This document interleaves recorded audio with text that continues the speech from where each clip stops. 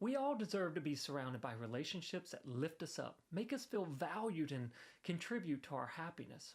But sometimes we find ourselves in toxic relationships, relationships that drain us, undermine our confidence, and leave us feeling trapped. Whether it's a romantic partner, or a friend, or even a family member, toxic relationships can have a devastating impact on your well-being. The good news? You have the power to break free and restore your happiness. Toxic relationships are often hard to recognize at first because they can often start off feeling exciting, supportive, or even loving. But over time, they reveal themselves in patterns of control, manipulation, and disrespect. If you've ever felt like you're constantly walking on eggshells, second-guessing yourself, or feeling emotionally drained after interacting with someone, chances are you're dealing with a toxic relationship. And I want you to know that you don't have to stay in a toxic relationship that's harming you. Your happiness, your peace of mind, and your emotional health, they're worth so much more than staying in a situation that leaves you feeling small or unworthy. And today, I'm going to walk you through some powerful steps to break free from toxic relationships and start reclaiming your happiness. Now, it's not always easy, but it is possible. So, the first step in breaking free is recognizing the signs of a toxic relationship. This means being honest with yourself about how the relationship makes you feel. Does this person constantly criticize you, belittle your accomplishments, or make you feel like you're not good enough? Do you feel like you can't be yourself around them without being judged or controlled? If so, it's time to take a hard look at the relationship and recognize that these behaviors, well, they're not love, they're manipulation. I once worked with a client who was in a long-term friendship that had turned toxic. Every time they spent time together, her friend would tear her down, make her feel guilty and control her decisions. She'd always throw in those little jabs. She held on to the friendship out of loyalty, but deep down she knew it was damaging her. And when we worked together to identify the toxic behaviors, she realized that breaking free was the only way to reclaim her happiness. The second step is setting boundaries. Boundaries are essential in any relationship, but they're especially important when it comes to protecting yourself from toxic behaviors. Setting boundaries means clearly communicating what is and what isn't acceptable to you. It might sound like, I won't tolerate being spoken to in that way, or I need space when you criticize my choices.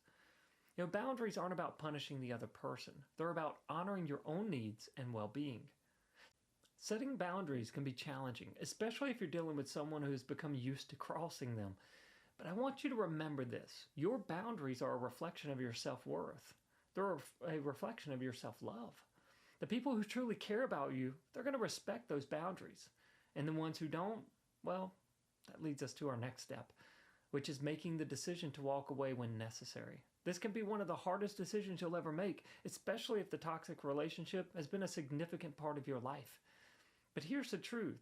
Sometimes the most loving thing you can do for yourself is to let go of relationships that are causing you harm.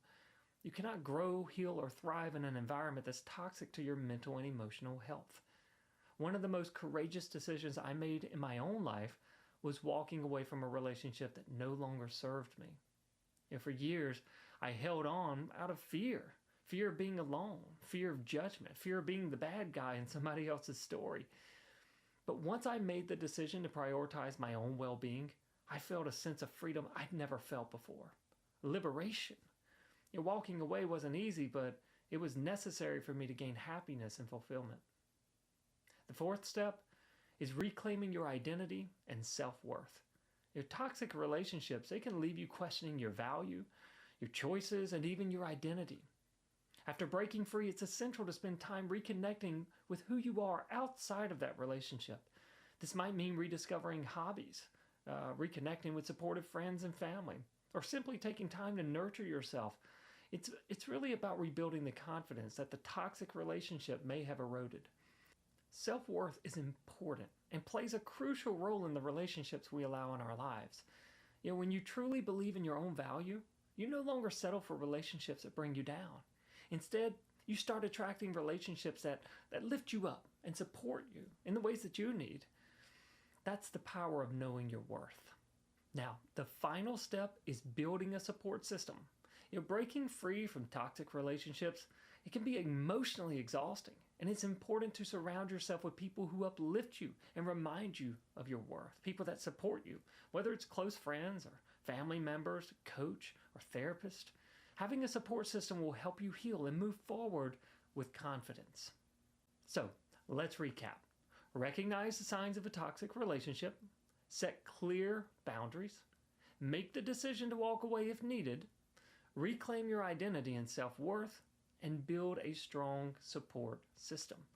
Now, these steps aren't easy, right? I know they're not easy, but they are necessary to restoring your happiness and well-being.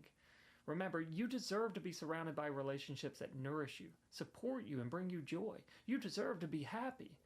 And breaking free from toxic relationships is one of the most powerful steps you can take toward a life of peace and happiness. Trust yourself, set your boundaries, and know that your happiness, it's worth fighting for. And hey, it's a great day to have a great day. I sure hope you're out there enjoying it. We'll see you soon. Bye for now.